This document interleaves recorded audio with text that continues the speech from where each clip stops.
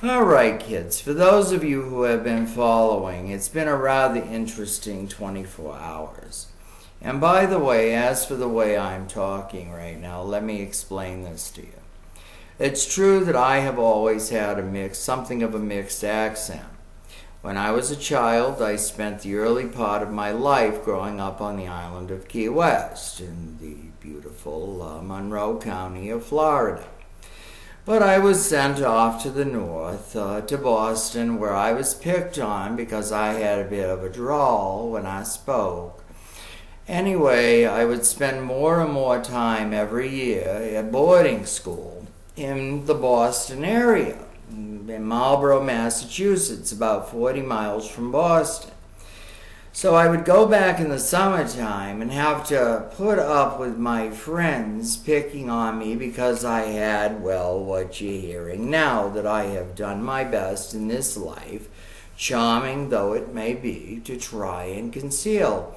I mean, let's face it, I talk entirely too much and I write even more.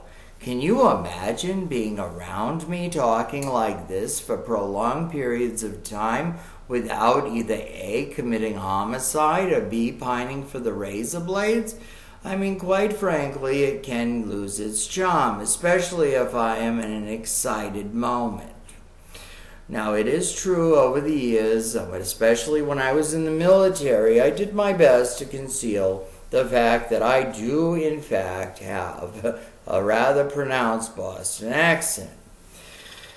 Okay, so forgive that little bit of deception. Of course, it has come out from time to time, like when I'm using such charming phrases to attack other human beings as peckerhead, douchebag, etc.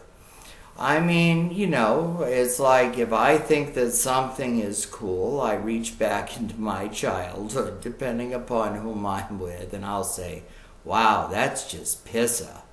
Or, if it's really good, it's wicked pissa. Now, quite frankly, there are people in the Boston area that do live up to this reputation that Massachusetts drivers are absolutely horrible, horrendous, the worst. All right, now I happen to be a pretty good driver.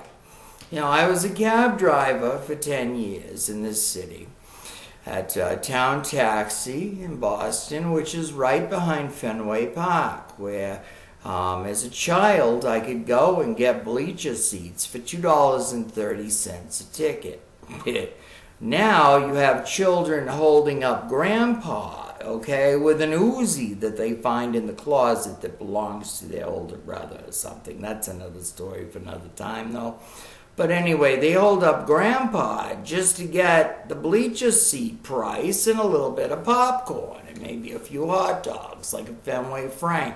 And not this crap they sell you in the store that they masquerade as a Fenway Ballpark Frank, okay? No, not the same thing.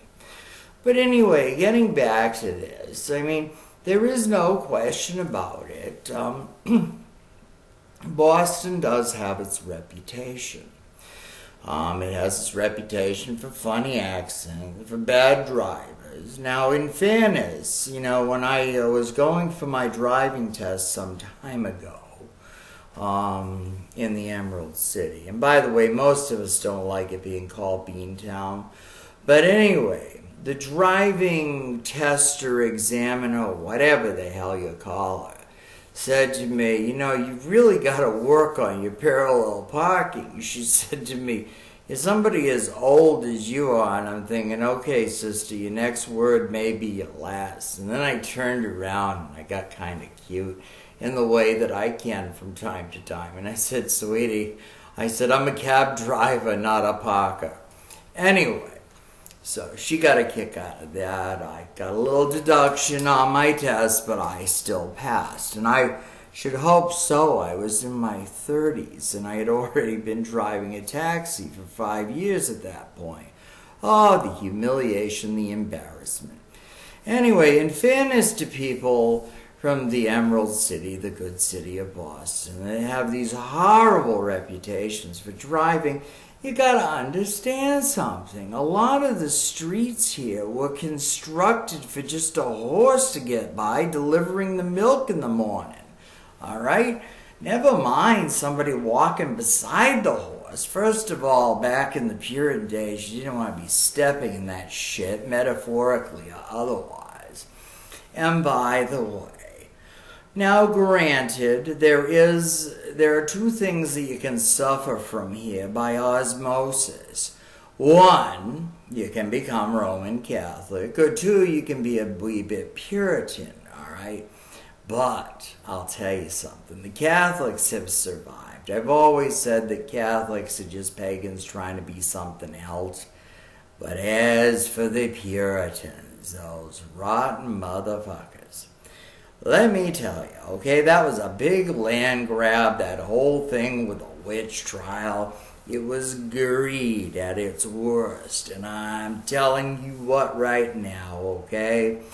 The only thing hysterical, a form of hysteria that hit those little waspy chicks when they were going through their manifestations and transformations was the thought that Daddy wasn't going to be able to buy them pink frilly dresses with all the money he looted from these innocent people labeled as witches. Just to show you that karma does pay its own debts from time to time. After they got a little bit ballsy with the accusations and accused the governor of Massachusetts' wife of being a witch, the governor decided enough was enough, and no more people were hung as witches. I think the number was about 20.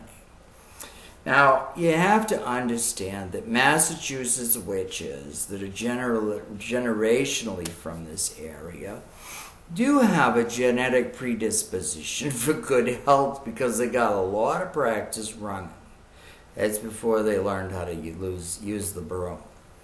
So anyway, along the lines of health, okay, mine could be better, could be worse. It's not the greatest, but it's something that, I gotta roll with the punches at this point. But I thought for a moment I would amuse you folks by letting you know how I actually sound when I get going. I have been very good over the years at concealing this. Aren't you so happy with me right now?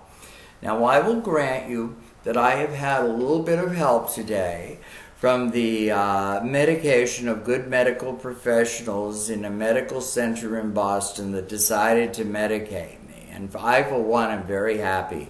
I'll vote for them again. But for the time being, I'm just hanging out with my mother, who had a rather traumatic morning. If you read my stuff, you know exactly what I'm talking about, that no one is ever supposed to know about. So I just keep it between myself and my 2,000 or so close personal friends on Facebook. Anyway, kids, this is his divine, hyperbolizing, sublime, serene majesty, used Phaerex, beacon of the indigo, saying, aren't you glad I don't speak this way all the time? Have fun parking your car, just don't do it in Harvard Yard, they tell.